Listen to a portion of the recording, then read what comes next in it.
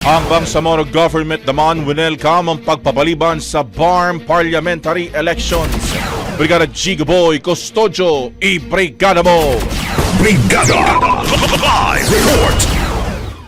Malugod na tinanggap ng Bangsamoro government ang desisyon na ipagpaliban ng unang parliamentary election sa October 13. Matatandaan na nitong Biyernes, kinumpirma ni COMELEC Chairman George Erwin Garcia na nilagdaan na ni Pangulong Ferdinand Marcos Jr. ang batas na nagtatakda ng pagpapaliban ng halalan. Sa isang pahayag, nagpasalamat si Bangsamoro Chief Minister Ahod Ibrahim sa mga pambansang leader at sa mamamayang Bangsamoro. Binigyan din niya na ang pagpapaliban ay bunga ng pagkilala ng pamahalaan sa pangangailangan ng mas maayos na paghahanda para sa proseso ng halalan sa Bangsamoro Autonomous Region in Muslim Mindanao. Samantala, dahil sa paglipat ng petsa ng halalan sa Oktubre, itinigil na muna ng COMELEC ang pag-imprenta ng mga balota para sa BARM elections. Sinusuri rin ng COMELEC kung mananatili ang kasalukuyang listahan ng mga kandidato o kung kinakailangang magsumite ng panibagong kandidatura. Sa kabila ng pagpapaliban, tiniyak naman ng komisyon na mananatiling automated ang Bangsamoro parliamentary elections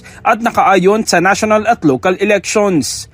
In the heart of changing lives, ito si Brigada Gigo Custodio ng 105.1 Brigada News of Manila, The Music News Authority. Ang bahaging ito ay hatid sa atin ng Power Cells Herbal Capsule. Tuldukan ang sakit dahil ikaw ang sandigan.